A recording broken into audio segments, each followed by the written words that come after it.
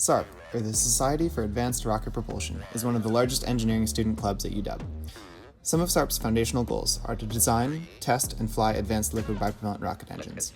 The SARP engine capstone aims to develop an injector testbed for the club, enabling rapid injector iteration in pursuit of creating high-performance liquid propulsion systems to compete in rocket competitions.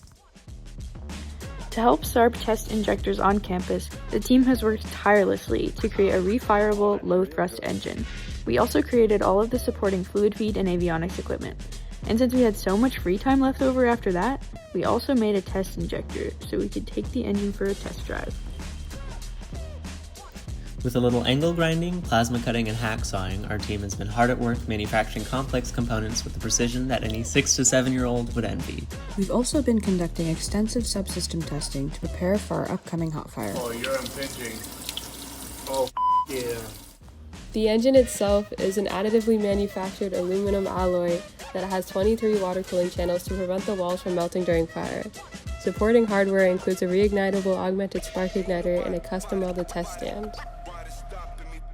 The avionics system consists of a PCB that we designed that interfaces with a Raspberry Pi, so we can use it to remotely collect data from sensors and actuate all of our valves. We have instrumentation set up to measure the pressure, temperature, force, and flow rate all at the same time, while actuating 8 pneumatic valves, 2 solenoid valves, and 3 servo actuated valves all across the engine test bed. We use those servo valves to control the throttle or the thrust of the engine, and we've put a lot of work into the control system for that as well.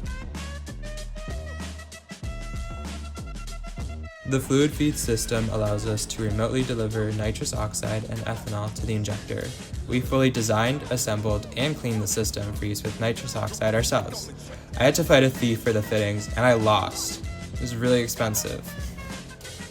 Our injector example consists of 8 impinging jet doublets, and it's comprised of 2 major components, the propellant manifold and the injector housing. The injector was machined on campus by the team from stainless steel and aluminum. We are very excited to hot fire our engine and deliver a fully functional throttleable injector testbed system to SARP.